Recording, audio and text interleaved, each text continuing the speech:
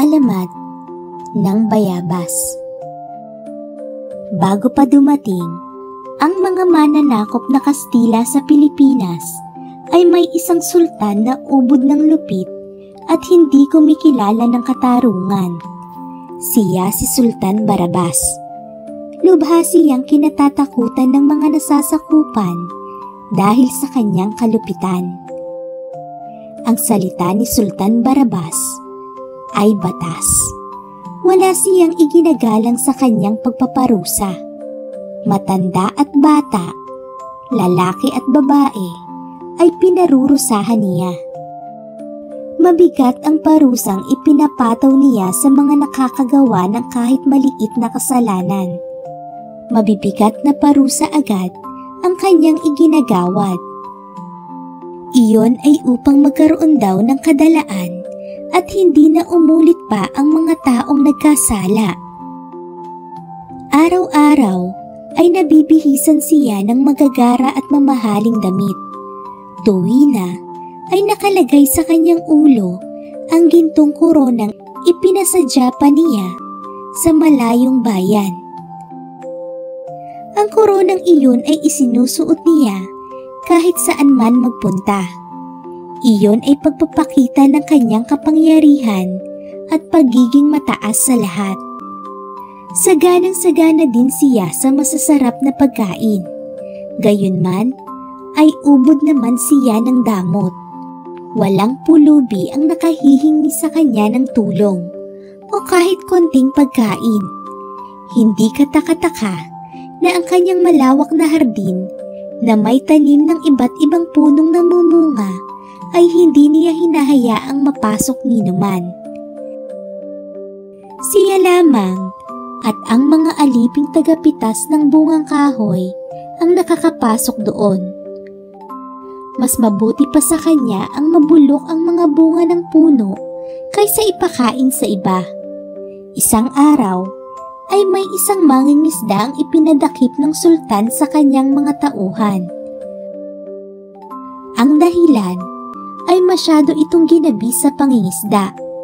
Walang awa niyang ipinakulong ang pobreng mangingisda. Iniutos pa niyang pahirapan ito upang magtanda. Nakarating sa asawa ng mangingisda ang nangyari. Agad nagtungo ang babae sa kaharian ng sultan kahit malalim ang gabi. Ang asawang ito ng mangingisda ay mahusay gumawa ng isdang daing. Ito ang nagdadaing ng mga isdang nahuhuli ng asawa.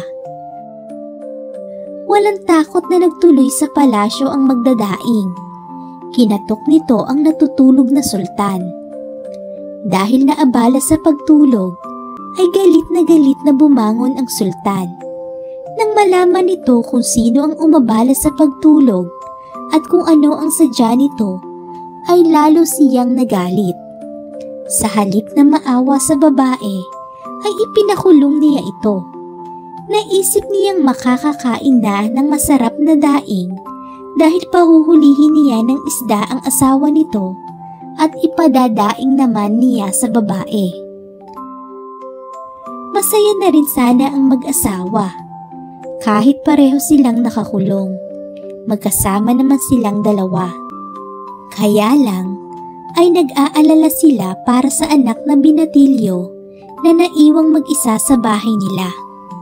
Alam nilang walang mag-aasikaso sa pangangailangan nito kung wala silang dalawa. Ang hindi nila alam ay inaalagaan ng mga diwata sa gubat ang kanilang anak. Ang mga ito ang nagbibigay ng pagkain sa binatilyo araw-araw. Isang araw, naisipan ng binatilyo na puntahan si Sultan Barabas. Ibig niyang hilingin dito na palayain na ang ina at ama.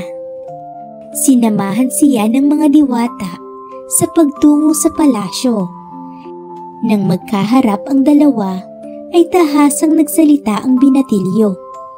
Sinabi nito na dapat siyang bigyan ng sultan ng pagkain dahil ang kinakain nito ay ang isdang pinaghirapang hulihin ng kanyang ama at idinaing ng kanyang ina. hindi pumayag si Sultan Barabas. Sa halip ay nagtawa lang ito. Sa galit ng binatilyo ay bigla nitong inagaw ang suot na korona ng sultan at saka nagtatakbo. Humabol sa lalaki ang sultan. Nakarating sila sa malawak nitong hardin. Hindi maabutan ng sultan ang binatilyo dahil higit itong mabilis tumakbo. Napagod ng husto ang sultan. Humihingal itong huminto sa tapat ng isang malaking puno. Habol nito ang paghinga at dakot ang dibdib na naninikip. Sa sumunod na saglit ay bigla na lamang itong natumba. Noon din ay agad itong binawian ng buhay. Sa harding ding iyon ito ipinalibing. Nagkaroon ng bagong sultan. Ito ay higit na mabait at makatarungan kaysa kay Sultan Barabas. Binuksan nito sa lahat ang malawak na hardin upang makakain ng bungang kahoy ang sinumang may nais. Isang bagong halaman ang napansin ng mga tao na tumubo sa pinaglibingan kay Sultan Barabas. Hinayaan ng mga tao na lumaki at mamunga ang nasabing puno. Nang tikman nila ang bubot pang bunga, ay napangiwi silang lahat. "Ang pait!" sabi ng isa. "Simpait ng ugali ni Sultan Barabas."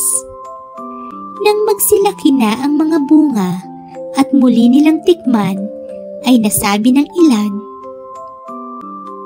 "Ang asim! Sing-asim ng mukha ni Sultan Barabas." "Kung gayon, ay si Barabas ang punong iyan," sabi ng marami.